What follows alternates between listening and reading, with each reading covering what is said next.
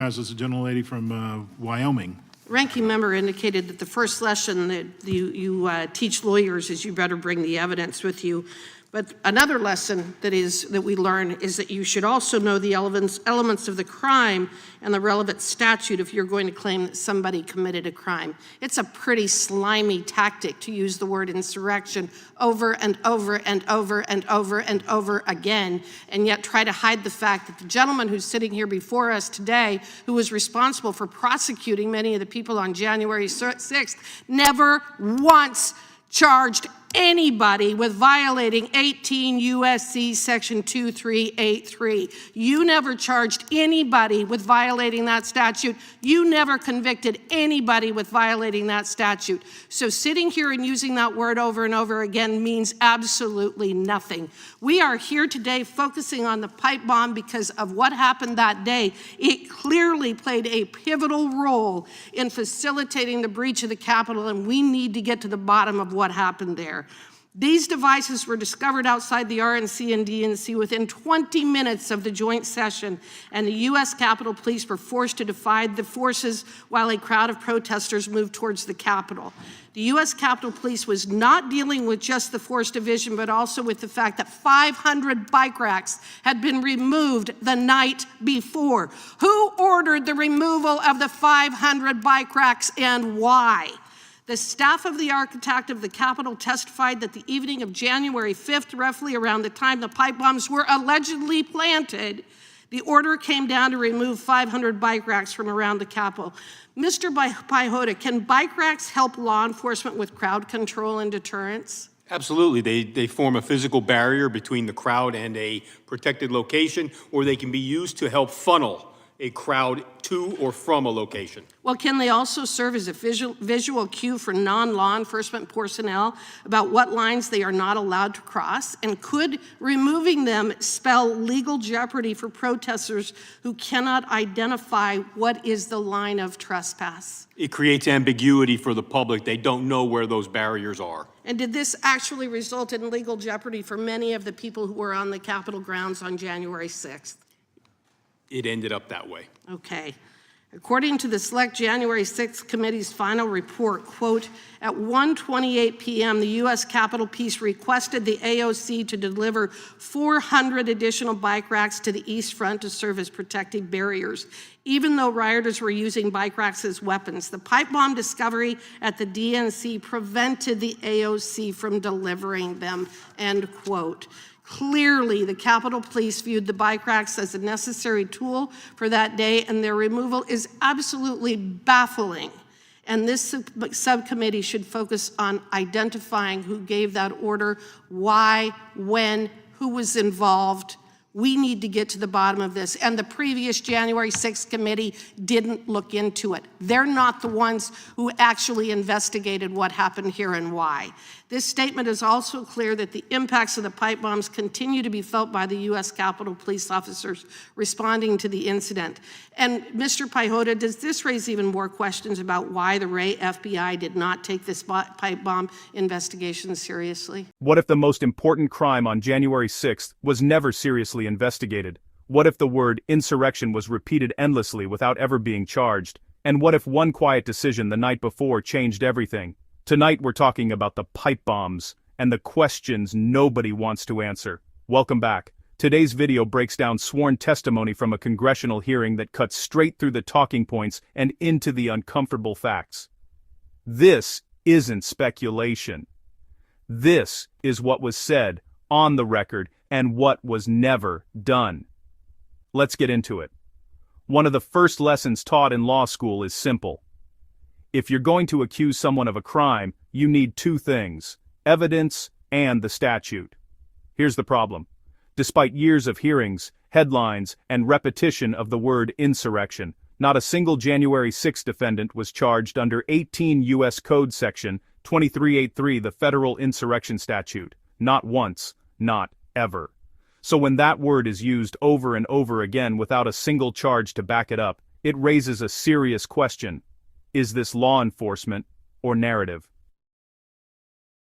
While the public debate fixated on rhetoric, something far more dangerous unfolded. Pipe bombs were discovered outside the Republican and Democratic National Committee buildings within 20 minutes of the joint session of Congress. That discovery forced U.S. Capitol Police to split their already limited resources, crowd control on one side, active explosive devices on the other. That's not a footnote, that's pivotal. Here's where things get strange. The night before January 6th, around the same time, the pipe bombs were allegedly planted. An order came down to remove 500 bike racks from around the Capitol. Bike racks aren't random street furniture, they're physical barriers. They funnel crowds, they mark clear lines, do not cross. Law enforcement testified that removing them creates ambiguity. The public no longer knows where trespassing begins. And yes, this ambiguity resulted in legal jeopardy for many people on Capitol grounds the next day. So, the obvious questions are, who ordered their removal? Why? And why hasn't this been fully investigated? According to the January 6th committee's own final report, Capitol Police requested 400 additional bike racks during the riot to restore protective barriers, but they never arrived. Why? Because the pipe bomb discovery at the DNC diverted resources. Read that again. Even the committee acknowledged that bike racks were critical, and that the pipe bombs prevented their deployment. Yet the earlier decision to remove 500 of them the night before was never seriously examined. That's not oversight, that's omissions. Testimony revealed something else. The pipe bomb investigation was never prioritized. Resources were split. Attention was elsewhere. Case management was described as weak, even inept. And over time, the investigation stalled. Think about that. An unresolved attempted mass casualty attack near the U.S. Capitol, and it quietly fades into the background. One witness estimated that 1,600 Americans were swept into prosecutions, many for trespassing offenses at a cost approaching $1 billion. Were some violent? Absolutely. Were prosecutions... FBI did not prioritize this investigation. Again, I think their resources and their attention was split into the other events of January 6th. And over time, what we saw was I would say, a weak or inept case management approach where this investigation eventually stalled. Okay. Mr. Especial, do you have anything that you would like to briefly add to the discussion today?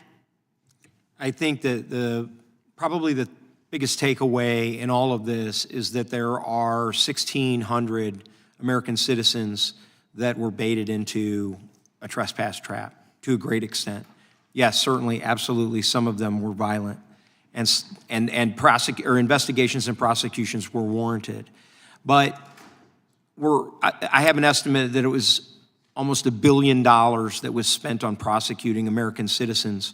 It's a lot of money that we spent on trying to prosecute patriotic American citizens, and then you add on top of that the thousands of American citizens that, like myself, that were also weaponized against in order for deterrence purposes, all the tactical resources. It was really a terror campaign. I would refer you to the National Counterterrorism Reports available on my website, and it's highlighted where they want an FBI domestic terrorism statute, quote, for deterrence purposes. They want to be able to silence free speech. They did that with all of this. And, the cause, bottom line is 51 intelligence officers' memo, Hunter Biden laptop. It's all these things where the American citizens that showed up that day were at their wits' end on having faith in their government. And they were vulnerable. As I warned, they were vulnerable. Well, and I think Hunter Biden is a good name to bring forward when you talk to with Mr. Romano here when we talk about the appropriateness of pardons. Mr. Nance, do you have anything to very briefly add? I think one of the biggest things that the American people need to take away from this is the understanding that how dangerous narrative-led investigations can be. Because I think what we have going on here in large measure are narratives driven by the Biden White House through the Garland DOJ, and these are, of course, communications happening, headquarters to headquarters.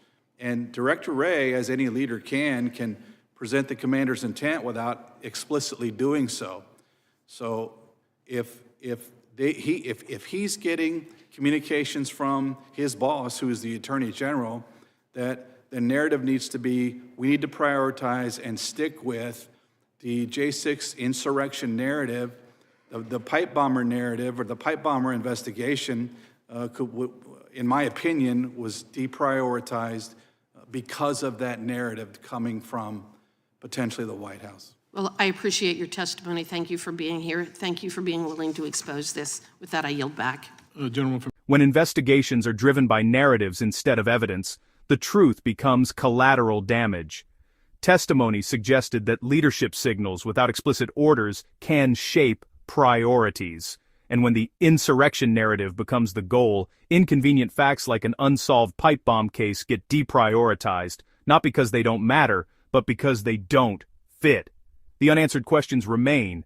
Who removed the bike racks? Why were the pipe bombs sidelined? And why was the most dangerous crime that day never fully pursued? Until those questions are answered, the story of January 6th is incomplete. Truth doesn't fear investigation. Narratives do. If you believe facts matter more than talking points, make sure to subscribe. Share this video so these questions don't